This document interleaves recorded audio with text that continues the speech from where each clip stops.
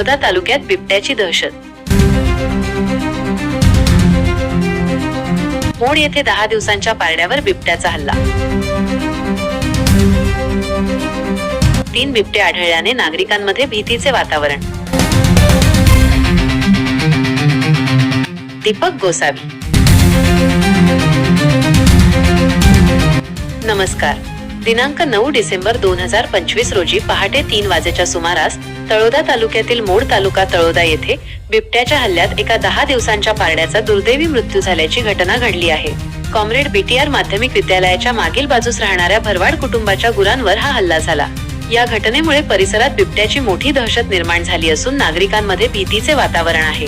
मोड तालुका तळोदा येथील रहिवासी चिंध्या मॅरा भरवाड आणि गभा चिंध्या भरवाड हे कुटुंब कॉम्रेड बीटीआर माध्यमिक विद्यालयाच्या मागील बाजूस राहते। त्यांनी आपल्या 2 घरांजवळील मोकळ्या मैदानात गुरे बांधली होती। या गुरांमध्ये 10 दिवसांपूर्वी जन्मलेल्या एका गोंडस पारड्याचा समावेश होता। गभा चिंध्या भरवाड यांना रात्री 10 वाजेच्या सुमारास कॉम्रेड बीटीआर माध्यमिक विद्यालयाच्या शेजारी असलेल्या टाक्यांजवळ 3 बिबटे दिसले होते, मात्र ते तातडीने झोपडीत निघून गेले। पहाटे 3 वाजेच्या सुमारास काहीतरी हालचाल जाणवल्याने ते उठले। बाहेर येऊन पाहतात तो बिबट्याने त्या पारड्याला ओढून नेले होते। जवळ जाऊन पाहिले असता बिबट्याने हल्ला करून पारड्याला अर्धवट खाल्ल्याने त्याचा दुर्दैवी मृत्यू झाल्याचे त्यांच्या निदर्शनास आले।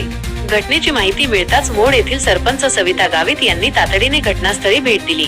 त्यांनी लागलीच वन विभागाशी संपर्क साधून घटनेची माहिती दिली।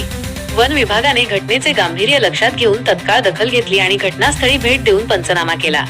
यावेळी बोरद येथील वनपाल अपर्णा लोहार, वनरक्षक लक्ष्मी पावरा, महेंद्र तडवी, पशुवैद्यकीय अधिकारी डॉक्टर SS सोनवणे आणि सामाजिक कार्यकर्ते संजय थोरात हे उपस्थित होते।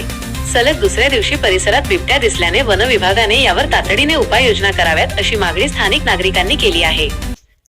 रात को 3 वागे અમે આમ દેખ્યા ને એટલે બેટરી મારી હતી પેલી ટાંકી પર 3 હતા એટલે ફરતા ફરતા 3 વાગે આયા ને 3 વાગે અમારો પાડો ખાઈ ગયો।